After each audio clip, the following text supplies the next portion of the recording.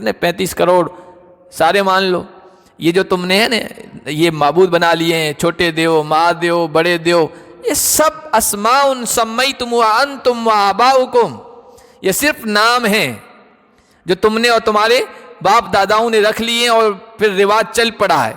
ہر سال آپ دیکھو نئے نئے اس طرح کی وجود میں آتے ہیں۔ اعوذ باللہ من الشیطان الرجیم، بسم اللہ الرحمن الرحیم،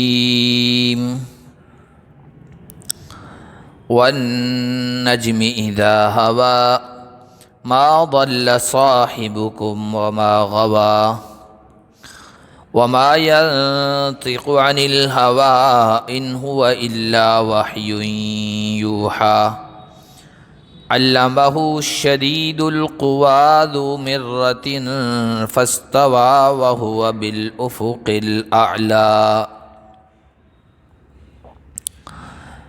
آج کے درس کا آغاز ہم اللہ کے فضل و کرم سے سورہ النجم سے کر رہے۔ سورہ نجم مکی صورت ہے، 3 رکوع ہیں اور 63 آیات ہیں۔ جن صورتوں میں سجدہ تلاوت آیا ہے، سجدہ آنے پر، تلاوت کرنے پر جن آیتوں کی وجہ سے سجدہ کرنا پڑتا ہے، ان میں سے یہ مکی صورتوں میں غالباً پہلی صورت ہے۔ اور اللہ کے نبی صلی اللہ علیہ وسلم نے مکے میں ایک ملے جلے مجمع میں، جس میں مشرکین مکہ بھی تھے، کافر بھی تھے، یہ سورت تلاوت فرمائی تھی اور اپنے سجدہ فرمایا تھا۔ حضرت عبداللہ ابن مسعود رضی اللہ تعالی عنہ کی روایت ہے کہ اللہ کے نبی صلی اللہ علیہ وسلم نے مکے میں ایک مجمع میں یہ سورت تلاوت فرمائی،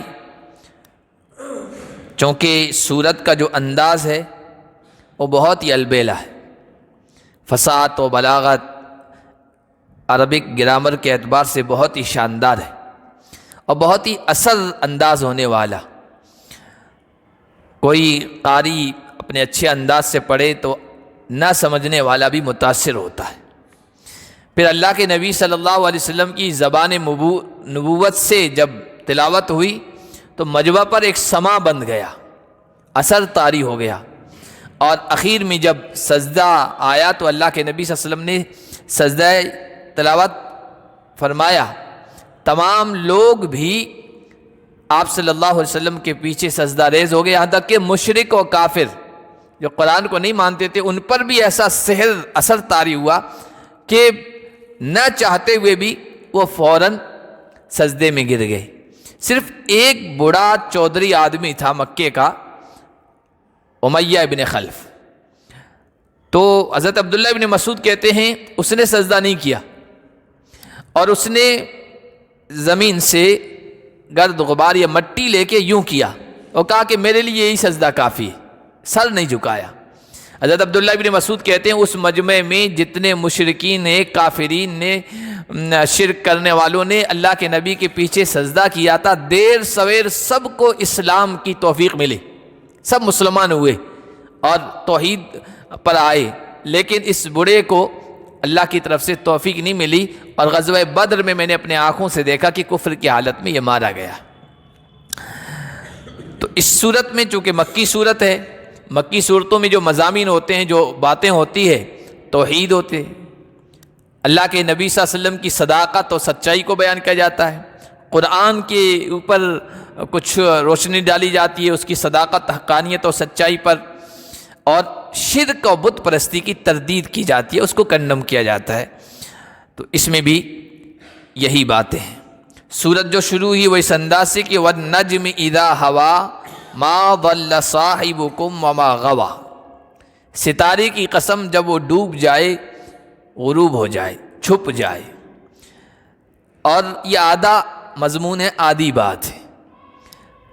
ستارہ جب ڈوب رہا ہے تو اس کا مطلب وہ طلوع بھی ہوگا، وہ نکلے گا بھی، ظاہر بھی ہوگا، نمایاں بھی ہوگا۔ اور ستارے کی قسم کھا کر اصل یہ بتلانا چاہتے ہیں کہ ستارے جو ہے نا یہ اللہ کے حکم سے طلوع ہوتے ہیں، غروب ہوتے ہیں، چھپتے ہیں، اور جو بھی ان کا نظام ہے اس کے وہ پابند ہیں۔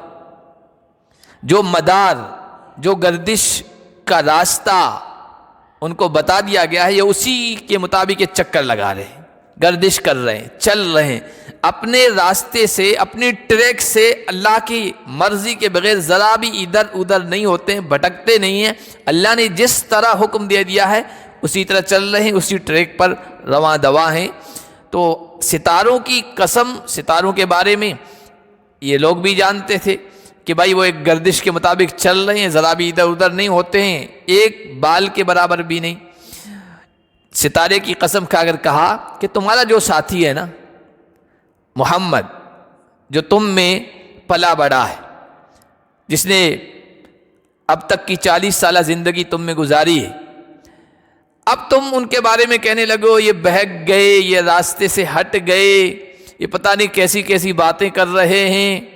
نہیں، اگر ستارے نہیں بہکے ہیں تو تمہارا ساتھی بھی نہیں بہکا ہے، ہٹا نہیں ہے، یہ بھی سیدھے راستے پر ہے۔ ما ضل صاحبکم وما غوا، تمہارا ساتھی نہ راستے سے ہٹا ہے نہ بہکا ہے، وہ صحیح راستے پر ہے۔ اور وما ينطق عن الہوا، جو کچھ بھی وہ کہہ رہا ہے نا، وہ یہ کہہ رہا ہے کہ اللہ ایک ہے، وہ یہ کہہ رہا ہے اللہ کی طرف سے میرے پاس میسج، پیغام آتا ہے وحی کی شکل میں، جبرائیل امین آتے ہیں اور وہ غیب کی خبریں، غیب کی باتیں بتا رہا ہے، وہ اپنی طرف سے نہیں کہہ رہا ہے، اپنی طرف سے باتیں نہیں بنا رہا ہے، وہ بالکل صحیح ہے، وہ خواہشات سے، اپنی مرضی سے نہیں بولتا ہے۔ ان ہوا الا وحی یوحی، اس کی پوری زندگی دیکھو آپ، اس کا بچپن تمہارے درمیان گزرا، اس کا عنفوان شباب یعنی نوجوانی تمہارے درمیان گزری، اور ادھیڑ عمر کے ہو گئے ہیں، 35-40 سال کے بعد، یہ جب نبوت ملتی ہے 40 سال کے بعد، یہ ادھیڑ عمر شروع ہو جاتی ہے، یہ زندگی تمہارے سامنے گزری ہے۔ یہ بہت لمبا عرصہ ہے، یہ بہت لمبا عرصہ ہے۔ اس دوران انسان اپنے ساتھ رہنے والے کے بہت سارے اخلاق سے، عادات سے، مزاج سے، طبیعت سے واقف ہو جاتا ہے، اور کہاں غلط کر رہا ہے، کہاں صحیح کر رہا ہے، سب دوستوں کے ساتھ رہنے والوں کے سامنے ساری زندگی ہوتی ہے۔ تو کہ اس نے 40 سالہ زندگی تمہارے درمیان گزاری ہے، 40 سالہ زندگی میں نہ بچپن میں، لڑکپن میں، نہ ادھیڑ عمر میں تم کہیں بھی کوئی انگلی نہیں رکھ سکتے ہو کہ یہاں یہ ذرا سا بہک گیا، یا اس نے ایسی بات کہہ دی تھی، یا اس نے یہ غلط کر لیا تھا۔ تو اب 40 سال کے بعد یہ غلط کیسے کہہ سکتا ہے؟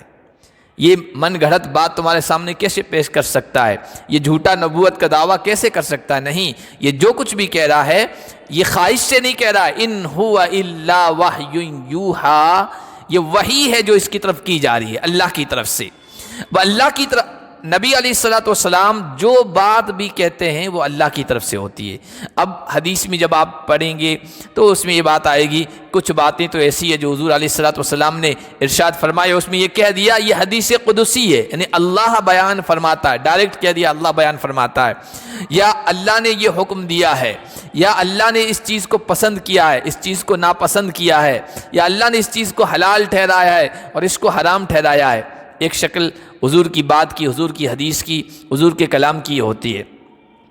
دوسری جو ہوتی ہے وہ صراحتاً، صاف طور پر اللہ کے نبی صلی اللہ علیہ وسلم یہ نہیں کہتے ہیں اللہ نے یہ کہا ہے، اللہ نے اس کو جائز یا ناجائز ٹھہرایا ہے، لیکن سمجھنے والا، غور و فکر کرنے والا انسان حضور کی اس بات سے، حضور کی اس بات پر غور کر کے عقل و استحاض سے سمجھے گا کہ یہ جو بات کہی ہے نا محمد الرسول اللہ صلی اللہ علیہ وسلم نے اپنی طرف سے نہیں کی ہوگی، اپنی سوچ، اپنے تصور، اپنے اعتبار سے نہیں کی ہوگی، یقیناً یہ اللہ ہی نے کہا ہوگا۔ یہ بھی حضور کی حدیث ہے جس میں صاف طور پر یہ تو نہیں ہوتا اللہ نے فرمایا ہے، لیکن انسان غور و فکر کر کے اس نتیجے تک پہنچ سکتا ہے۔ تیسری جو چیز ہے، اللہ کے نبی صلی اللہ علیہ وسلم نے بہت ساری باتیں کی ہے یا کہی ہے امت سے، اور اس میں اللہ کی طرف سے واضح طور پر کچھ حکم تھا نہیں، لیکن اللہ کے نبی نے کہا ایسا کرو، یا حضور نے کوئی عمل کیا، کوئی بات ارشاد فرمائی، لیکن وہ اجتہادی خطا تھی۔ اجتہاد کا مطلب اللہ کے نبی صلی اللہ علیہ وسلم نے غور و فکر کر کے ایک نتیجے پر پہنچے اور کہا ایسا کرو، لیکن وہ درست نہیں تھا۔ اللہ کی طرف سے حضور علیہ الصلوۃ والسلام کو اس پر قائم نہیں رکھا گیا، تنبیہ کر دی گئی آپ ایسا نہ کریں، یہ بات صحیح نہیں ہے۔ یہ بھی رہنمائی تھی اللہ کی طرف سے۔ تو اس قسم کی جو باتیں ہیں وہ بھی اللہ کے نبی صلی اللہ علیہ وسلم کی حدیث ہے، ان کے بارے میں بھی ہم کہہ سکتے ہیں حضور نے خواہش سے کچھ نہیں کہا، اللہ کی طرف سے کہا ہے۔ اور بہت ساری چیزیں ایسی تھی جو حضور زبان حال سے فرمایا کرتے تھے۔ ایک تو زبان قال، میں آپ سے کہہ دوں کہ بھائی پانی لے آؤ، اور ایک زبان حال ہوتی ہے۔ زبان حال کا مطلب بھائی تفسیر کرتے کرتے کافی دیر ہوگی، کسی عالم کو بیان کرتے کرتے کافی دیر ہو گیا، آپ کو محسوس ہو گیا ان کو پیاس محسوس ہو رہی ہے، گلا سوکھ گیا ہے، وہ کہتے تو نہیں ہے بیان کے بیچ میں، لیکن زبان حال بتا رہا ہے کہ ان کو اس چیز کی ضرورت ہے۔ تو اللہ کے نبی صلی اللہ علیہ وسلم نے زبان حال سے کسی بات کا حکم دیا یا کسی کو صحیح ٹھہرایا۔ کوئی آدمی کچھ کام کر رہا تھا، صحابی، اس نے وہ کام کیا، حضور دیکھ رہے لیکن حضور نے اس پر کچھ نہیں کہا، اس کا مطلب وہ صحیح ہے، یہ زبان حال سے۔ اور کوئی نکیر نہیں کی کسی کام پر، کسی کو لگا کہ فلاں صحابی ایسے کام کر رہے تھے، اس کو مناسب نہیں لگا، لیکن اللہ کے نبی صلی اللہ علیہ وسلم نے اس کو روکا ٹوکا نہیں، اس کا مطلب وہ کام صحیح تھا، یہ زبان حال سے ہوتا ہے۔ تو یہ سب چیزیں حدیثوں میں آئی ہیں، تو یہ سب باتوں کے بارے میں بھی یہاں ان ہوا الا وحی یوحا، اللہ کے نبی نے جس طریقے سے امت کی رہنمائی فرمائی ہے، جو کچھ کہا ہے وہ اپنی طرف سے نہیں کہا ہے، وہ وحی ہے جو اللہ کی طرف سے، سب اللہ کی طرف سے۔ فارسی میں ایک جملہ کہا گیا ہے کہ گفتے او گفتے اللہ بود گرچہ از حلقو میں عبداللہ بود، ان کا کہا ہوا اللہ کا کہا ہوا ہے، اگرچہ حلق اور زبان سے جو ادا کیا گیا ہے نا وہ عبداللہ محمد الرسول اللہ کی زبان سے ادا کیا گیا ہے، لیکن کہا ہوا اللہ کا ہے۔ علمہ شدید القوا، آگے اللہ بیان فرما رہے ہیں کہ دیکھو یہ جو قرآن ہے، یہ محمد الرسول صلی اللہ علیہ وسلم جو یہ پیغام پہنچا رہے ہیں، یہ اللہ کا پیغام محبت ہے انسانیت کے نام، لیکن یہ پیغام، یہ میسیج ڈائریکٹ نہیں پہنچایا گیا ہے، اس میں دو واسطے، ایک جبرائیل امین کا واسطہ ہے، ایک محمد الرسول اللہ کا واسطہ ہے۔ انسانیت تک پیغام اللہ کا ڈائریکٹ نہیں پہنچا ہے، یہ دو واسطے ہیں۔ اب دو واسطے ایسے ہیں جو قابل اعتماد ہیں، کوئی کسی قسم کا وہاں شک و شبہ نہیں ہے۔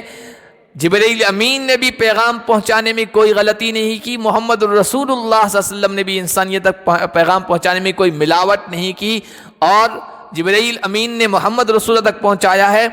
تو بعض مرتبہ کیا ہوتا ہے کہ انسان کے ذہن میں، دماغ میں شیطانی اثرات ہو جاتے ہیں، تو شیطان اپنی طرف سے ملاوٹ کر کے بات آگے تک پہنچوا دیتا ہے۔ تو جبرائیل امین تو اتنا مضبوط واسطہ ہیں، طاقتور ہیں کہ شیطانی اثرات ان پر اثر انداز نہیں ہوئے ہیں۔ ان کو سکھایا ہے یہ قرآن شدید القوا، مضبوط شخصیت نے، مضبوط ذات نے، ذو مرہ، بڑی زبردست طاقت والی ذات نے، مراد جبرائیل امین ہے۔ فاستوا، اور وہ آ کر اپنی اصلی شکل میں کھڑا ہوا۔ نبی پاک صلی اللہ علیہ وسلم نے حضرت جبرائیل امین کو 2 مرتبہ اصلی شکل میں دیکھا ہے۔ ایسے حضور کی حدیث موجود ہے کہ حضرت جبرائیل امین کسی اجنبی شکل میں آتے تھے، زیادہ تر حضرت دحیہ کلبی ایک صحابی تھے، خوبصورت صحابی تھے، ان کی شکل میں حضور کے پاس آیا کرتے تھے، ورنہ کسی اجنبی آدمی کی شکل میں حضور کے پاس آیا کرتے تھے۔ بخاری شریف میں وہ روایت موجود ہے، صحابہ تھے، موجود تھے، اور مجمع تھا، اللہ کے نبی صلی اللہ علیہ وسلم گفتگو بیان فرما رہے تھے، گفتگو کر رہے تھے۔ ایک آدمی آیا، شدید بیاض الثیاب شدید سواد الشعر، آدمی آ کر بیٹھا، حضور کے گھٹنوں سے گھٹنوں ملے، اس طرح شاگرد 2 زانو ہو کے بیٹھتا ہے، اس طرح آ کے بیٹھا۔ صحابہ فرماتے ہیں کپڑے اتنے چمکیلے صاف ستھرے کہ لگتا ہی نہیں تھا کہ یہ سفر کر کے آیا ہے، ایسا لگتا تھا ابھی گھر سے کوئی نہ کے آیا، قریب کا آدمی ہے، لیکن اجنبی تھا۔ اجنبی کا کوئی وہاں جانتا نہیں تھا، اس کا مطلب دور سے آیا ہے۔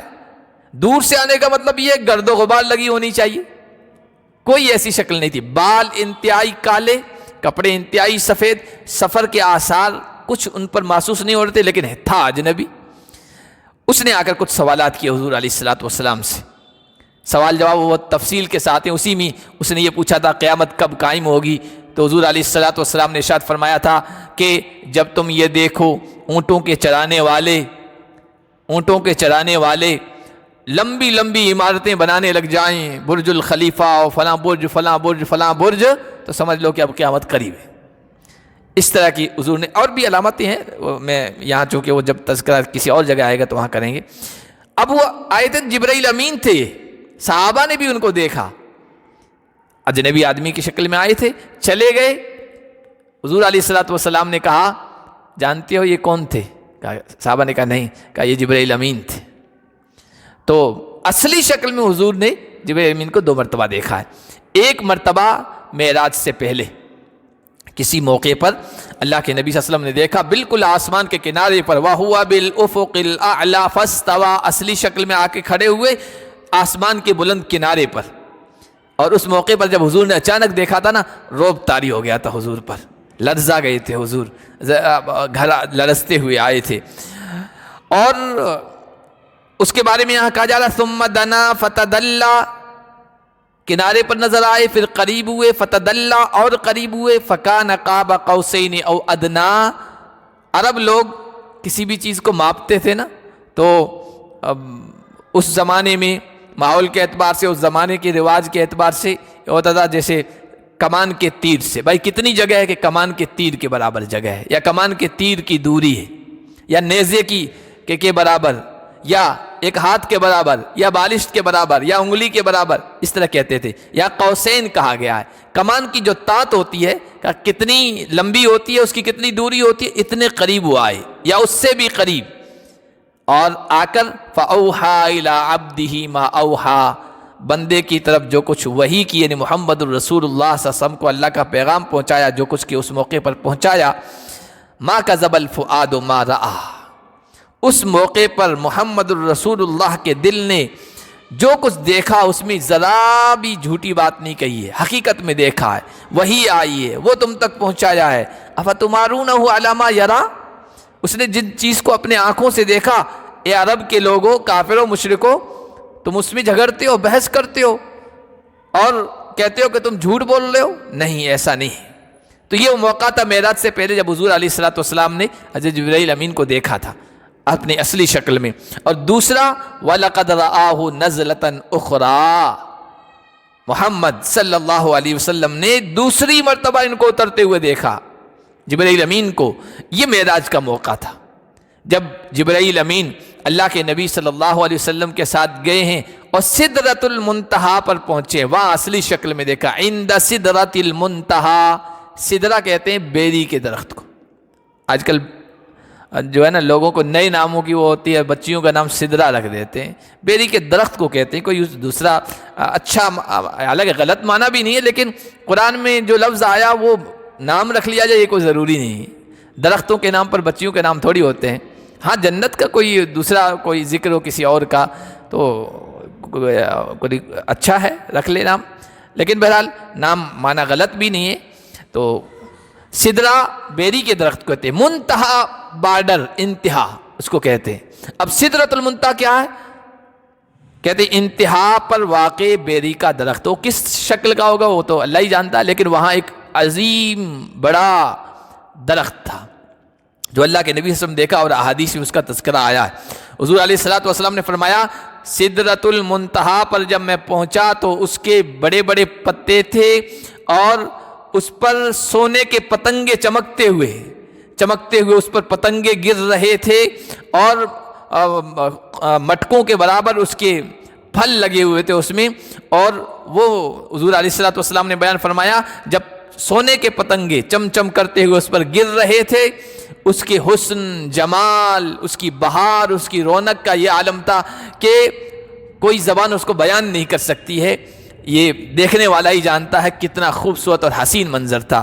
تو یہ سدرۃ المنتہا ہے. اس کو کیوں کہا گیا سدرۃ المنتہا؟ انتہا بارڈر کی بیری کا درخت. اصل میں اوپر سے جب احکام آتے ہیں نا وہاں تک پہنچتے ہیں، وہاں سے فرشتے وصول کرتے ہیں. فرشتوں کو آگے جانے کی اجازت نہیں، آرڈر نہیں، آگے نہیں بڑھ سکتے، وہ بارڈر ہے.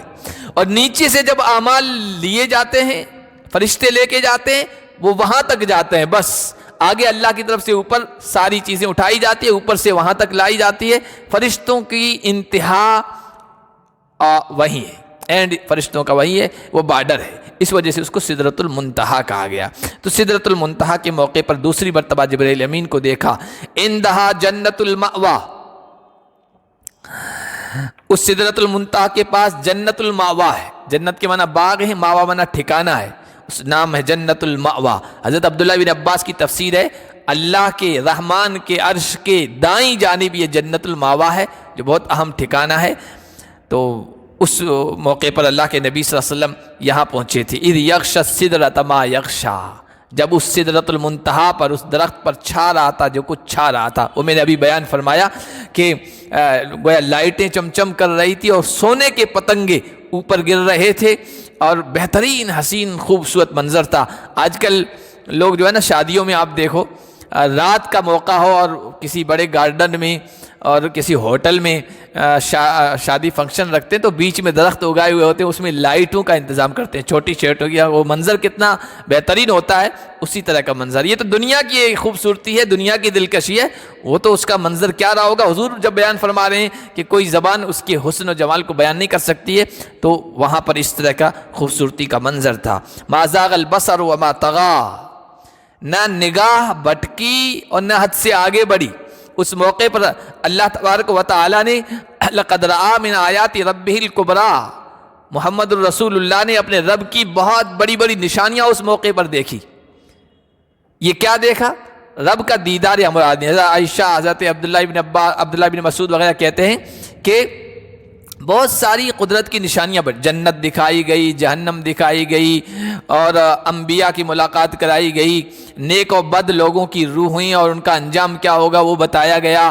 رف رف ایک سواری تھی جو حضور علیہ الصلوۃ والسلام کو لے کے پہنچی وہاں تک، وہ بھی ایک عجیب قسم کی تھی، وہ حضور علیہ الصلوۃ والسلام نے اللہ کی قدرت کی نشانی تھی، وہ دیکھی۔ اور ما زاغ البصر، یہ سب نشانیاں قدرت کی، اوپر کی دنیا کی دکھائی گئی نا، اس میں نہ نگاہ بھٹکی اور نہ حد سے آگے بڑھی، یعنی جو چیزیں اللہ نے دکھائی جی بھر کے دیکھا، آنکھ بھر کے محمد رسول اللہ نے دیکھا، اور جن چیزوں سے منع کر دیا گیا نہیں دکھائے گئے ادھر نگاہ حضور علیہ الصلوۃ والسلام کی نہیں گئی، یعنی حد سے نہیں گزری۔ افرأیتم اللات والعزی ومناۃ الثالثۃ الاخری،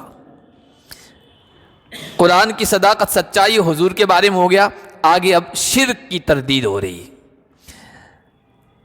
مشرکین مکہ بہت سارے بتوں کو مانتے تھے، عبادت کرتے تھے۔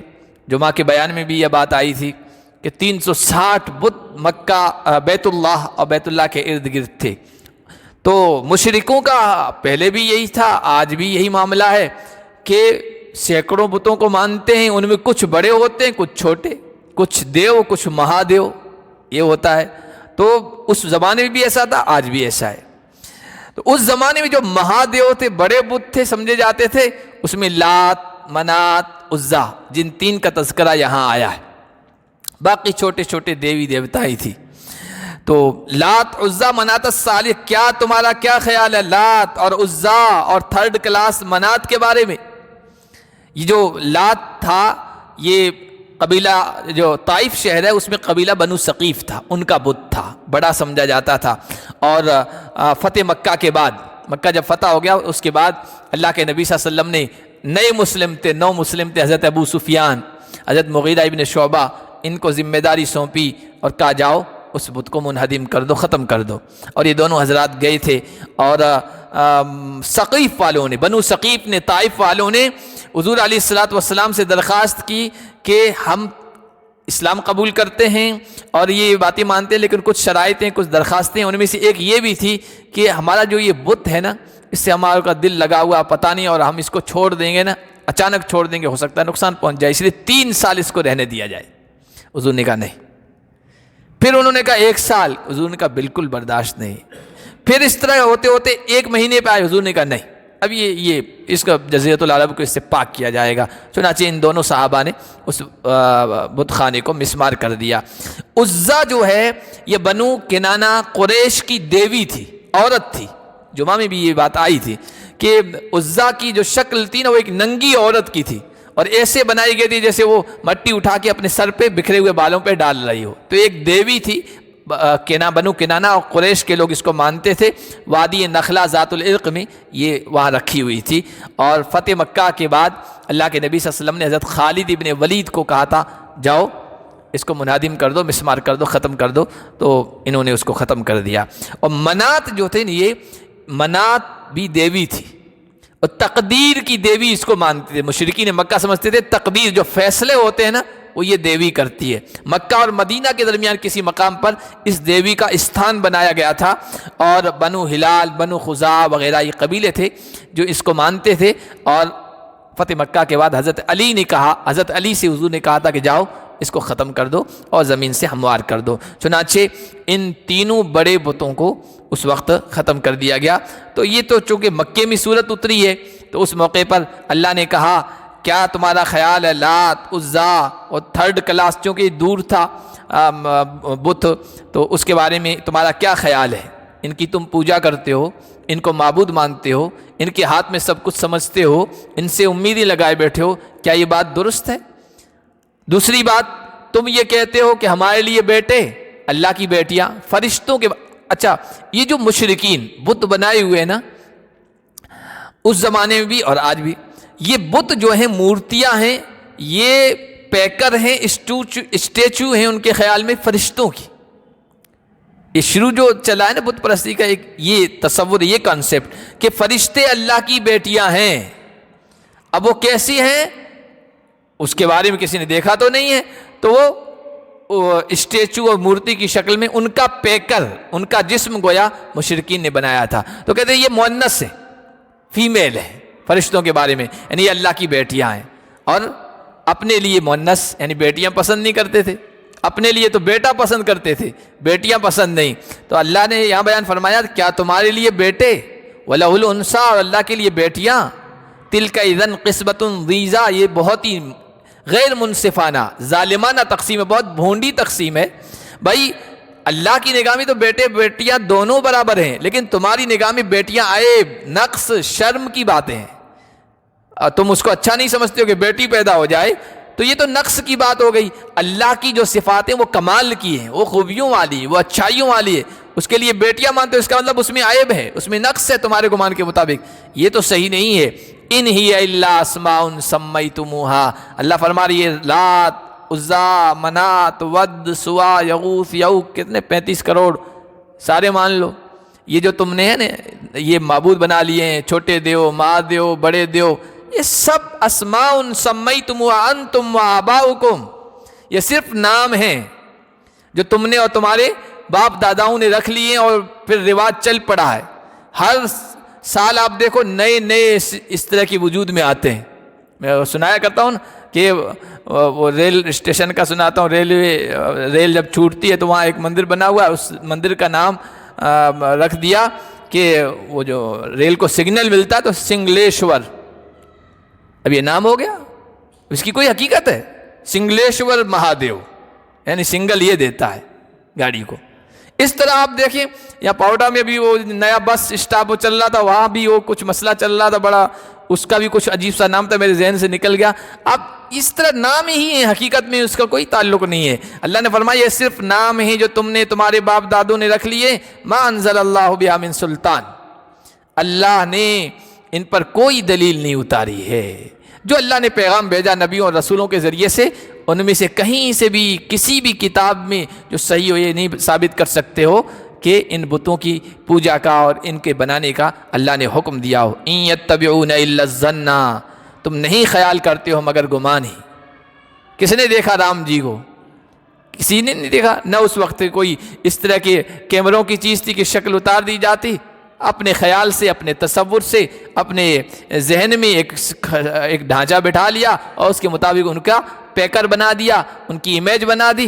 بس یہ صرف تم اٹکلوں کی پیروی کر رہے ہو، مان رہے ہو، اور جو تمہارے جی میں آتا ہے، جو تمہاری خواہش ہے، تمہاری مرضی ہو گئی، اس اعتبار سے بنا دیا. وَلَقَدْ جَاءَهُمْ مِنْ رَبِّهِمُ الْهُدَىٰ، ان کے رب کی طرف سے ہدایت کی یہ بات آ گئی ہے قرآن کی شکل میں محمد الرسول اللہ کے ذریعے سے. اس کے مطابق چلو. ام للانسان ما تمنا،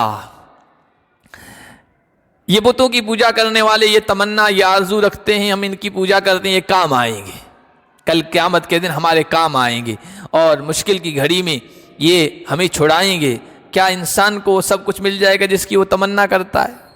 اس دنیا میں بھی اللہ کی چلتی ہے، آخرت میں بھی اللہ کی چلے گی۔ انسان ہماری کتنی تمنائیں نہیں پوری ہو رہی، اس دنیا میں جب کسی کی تمنا نہیں پوری ہے وہ ہوتا ہے جو اللہ چاہتا ہے، تو بعد کی جو دنیا ہے اس میں بھی وہی ہوگا جو اللہ چاہے گا۔ ہمارے اپنے خیالات گھڑ لینے سے اور ہماری تمنائیں اور آرزوئیں کرنے سے کوئی چیز پوری نہیں ہوگی۔ فَلِلَّهِ الْآخِرَةُ وَالْأُولَىٰ، آخرت یعنی بعد کی دنیا اور یہ اولا پہلی، یہ سب اللہ کی ہے۔ ہر جگہ اللہ کی مشیت اور اللہ کی مرضی چلتی ہے، اللہ کا حکم چلتا ہے۔ اپنے ذہن و دماغ میں تمنائیں پال لینے سے اور خواب سجا لینے سے کہ ایسا ہو جائے گا، جنت ہماری ہے اور وہاں ہماری مشکلیں حل ہو جائیں گی، اور یہ جو جن کو ہم مان رہے ہیں معبودان باطلہ، یہ سب سنکٹ موچک بنیں گے، وہاں مشکل کشا بنیں گے، مشکل کو حل کریں گے، نہیں، جو اللہ چاہے گا وہ ہوگا۔